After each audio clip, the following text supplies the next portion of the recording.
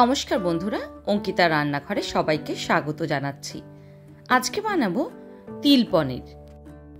এটা একটা পুরোপুরি নিরামিষ রেসিপি। প্রথমেই তার জন্য রিফাইন তেল ভালো করে গরম করে নিলাম।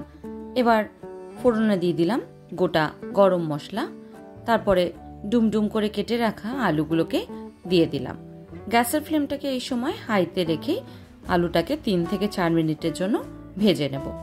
ভাজার সময়তেই দিয়ে দিলাম নুন, আবারও খুব ভালো করে নেড়ে চেড়ে ভাজতে থাকবো।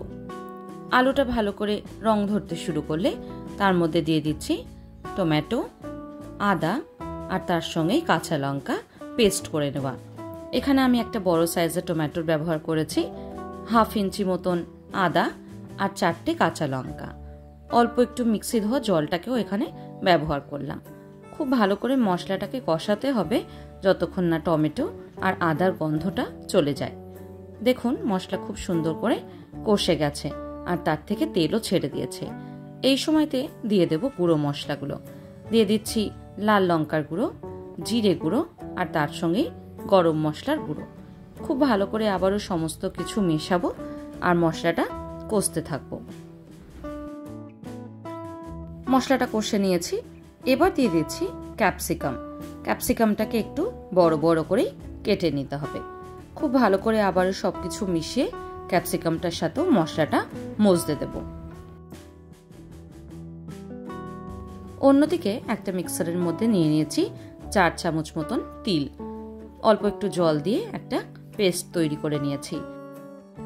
তিল বাটাটা দিয়ে দিচ্ছি এবার এর মধ্যে।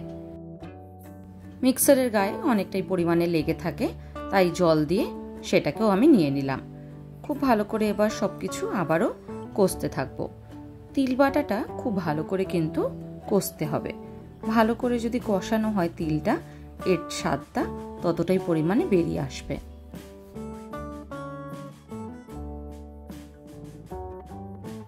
যেহেতু তিল বাটা, তাই নিচে লেগে যাওয়ার সম্ভাবনা থাকে।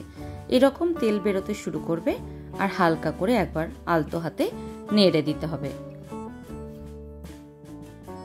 খুব ভালো করে তিলটা দিয়ে কষিয়ে নিয়েছি।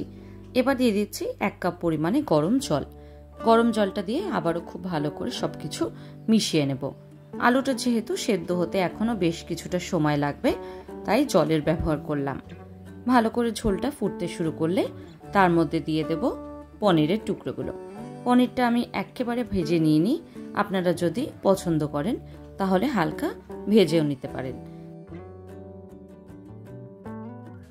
পনিরটা সবসময় চেষ্টা করবেন অল্প একটু গরম জলের মধ্যে ভাপিয়ে নিতে, তাতে পনিরটা খুব সফটও থাকে আর তার সঙ্গে মশলাটাও খুব ভালোভাবে ঢুকে যায়।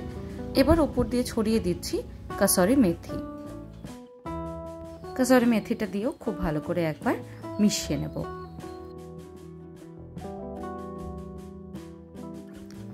ভালো করে মেশানো হয়ে গেছে। দেখুন আস্তে আস্তে তেল ছাড়তে শুরু করে দিয়েছে। এই সময়তে দিয়ে দিচ্ছি ঘি। ঘিটা দিয়েও খুব ভালো করে একবার মিশিয়ে নেব। যে কোনো নিরামিষ রান্নায় অল্প একটু ঘি যদি ব্যবহার করা হয়, রান্নার মান অনেকটাই পরিমাণে বেড়ে যায়। গরম গরম পরোটা বা লুচির সাথে সার্ভ করুন তিল পনির। আজকের মতন এইটুকুই। আবার দেখা হবে অন্য কোনো রেসিপি নিয়ে। ভালো থাকবেন। ধন্যবাদ।